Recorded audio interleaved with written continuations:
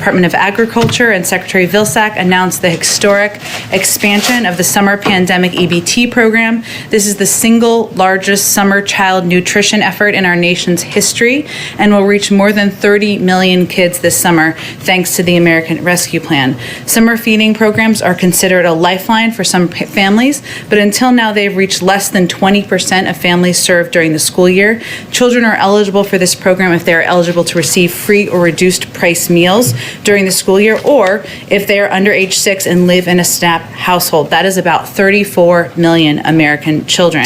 Parents or guardians do not need to take any action to receive the cards in the mail from their state agencies. Each child will receive a $375 credit loaded onto an EBT card, and that can then be used by parents or guardians to purchase food. Also today, President Biden will sign an executive order establishing the White House Task Force on Worker Organizing and Empowerment.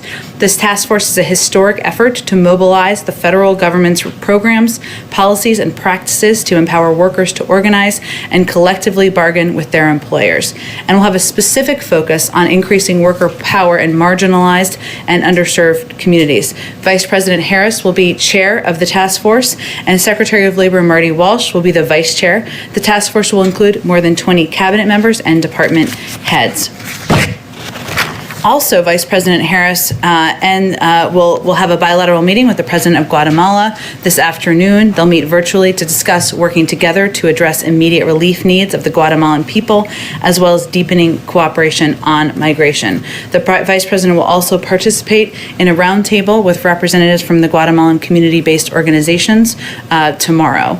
Vice President Harris's direct engagement is a testament to the importance we are placing on improving conditions in Guatemala. When the Vice President spoke last with the President of Guatemala on March 30th, they agreed to collaborate on promoting economic development, leveraging technology, strengthening climate resilience, and creating the conditions to expand opportunity for people in their home countries in order to address the root causes of migration.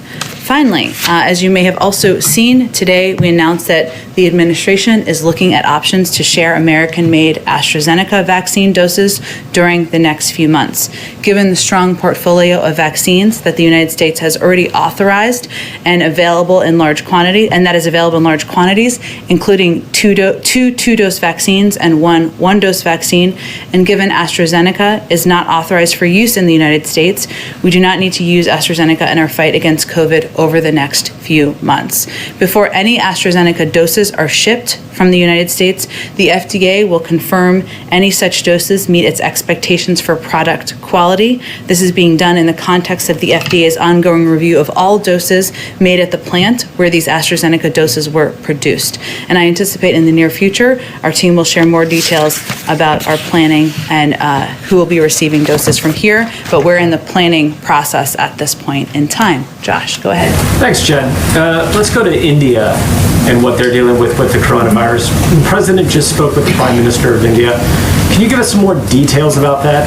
And in terms of how many supplies, what are we really going to rush out there? What's the volume and the scale to deal with the problem? Sure.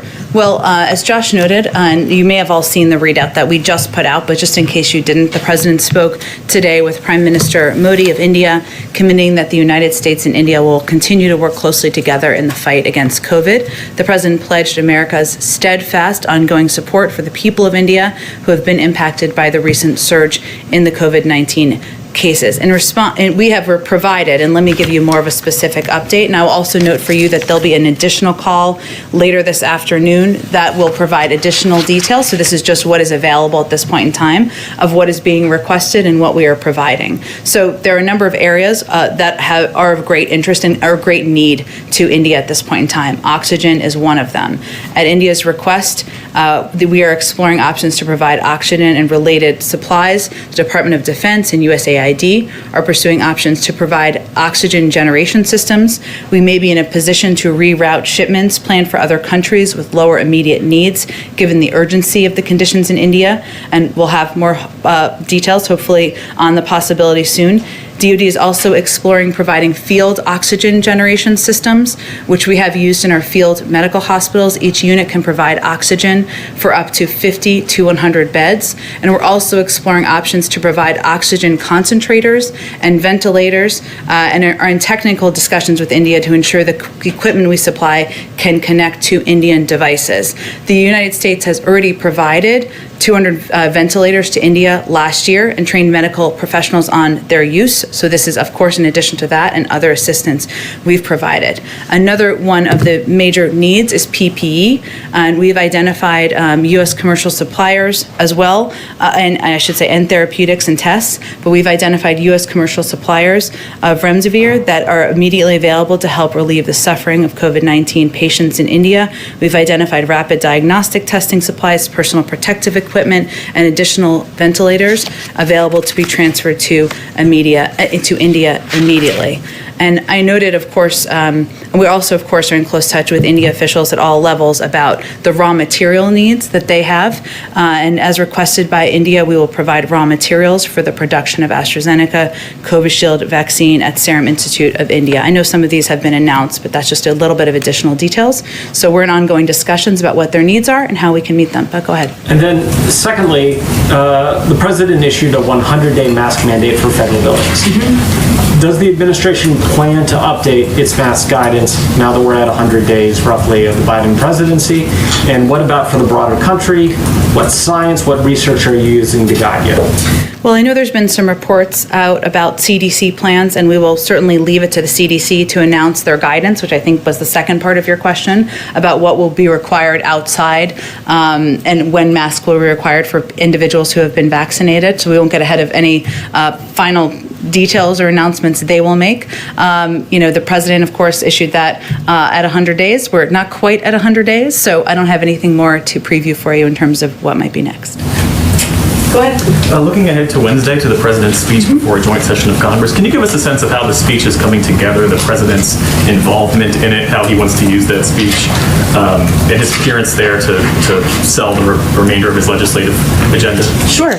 Well, first, the president has been working over the last couple of days, as he will be over the next two, on his speech. He's deeply involved in the development of his speech. He's thinking a great deal about what message he can send directly to the American people about what progress we've been made, but of course what challenges remain ahead. He recognizes, as somebody who served in the Senate for 36 years, that this is an opportunity, one of the highest profile opportunities even the president has each year, to speak directly to the American people, and that's exactly what he intends to do. He will lay out the specific details of the American Families Plan in that speech, but he will also talk about a range of priorities that he has for the upcoming months of his presidency, including putting in place, working with Congress to put in place police reform, including doing more to expand access to affordable health care.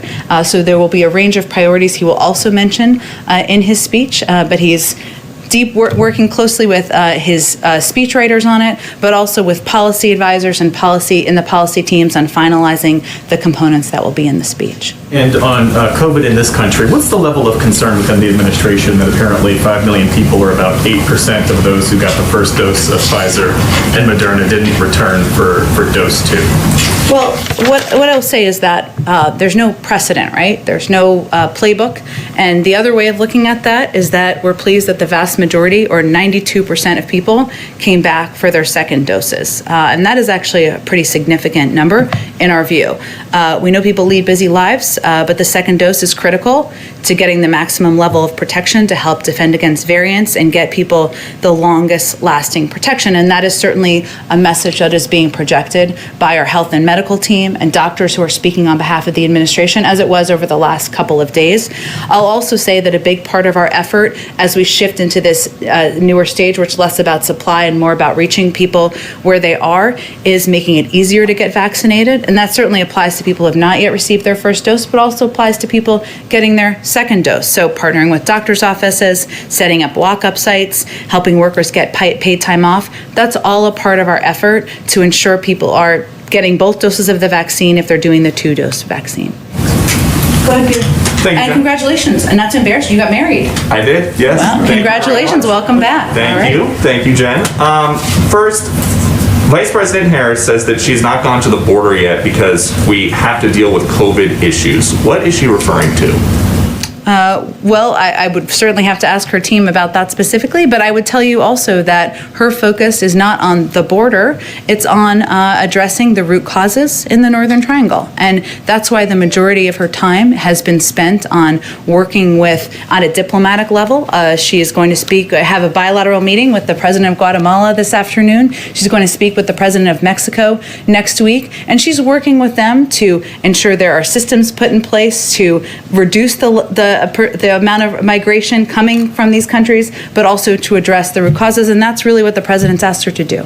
Then I guess, if not with regard to her specific statement, is there a White House concern when you guys are planning presidential or vice presidential travel more about COVID at the border than other places that she has traveled recently? We certainly know that the number of people who are in facilities, the reason we have been so focused on expediting moving kids out of these Border Patrol facilities is because we want to reduce the public health impact in these facilities and get them into spaces where we can do social distancing and when we can ensure these kids have access to health, health and medical experts and educational resources. So that's certainly, and we've made some progress on that front, even over the last few weeks since you got married, I will say. On that exact issue. So look, but if a president or a vice president goes down and visits a facility like this, you have to potentially clear some parts out. There's a lot of security that comes. Our focus here is on solutions, on making progress, on moving these kids out of these facilities, on getting them connected with sponsor homes, with family members if possible, and that's really where the president's focus is at this point in time. And then about those facilities, there was a report in the last couple of days in the New York Post that every migrant child being brought to a shelter is being given a copy of her children's book, Superheroes Are Everywhere. Do you know why that is and if she is making any money off of that?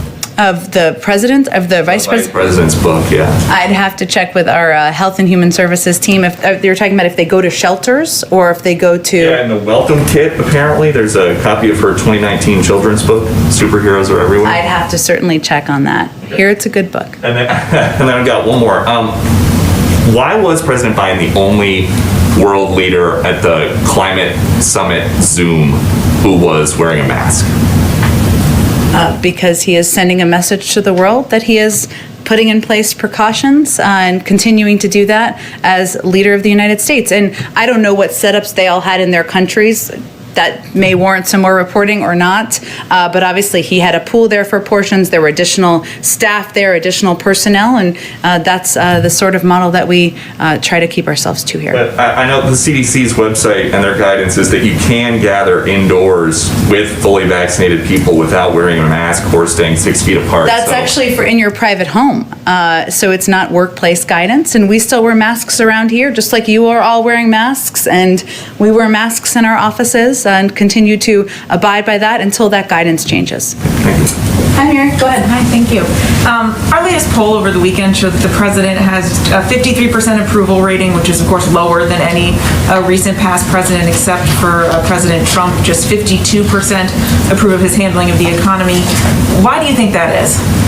Well, first I would say there were a bunch of polls over the weekend. I know you're asking about yours specifically, but there are also some very positive signs about the American public's view of the president's job he's doing, including his response to COVID and the pandemic, something that's on the minds of the majority of the American public. According to the NBC poll, it was 69%, CBS 65%, ABC 64% approval.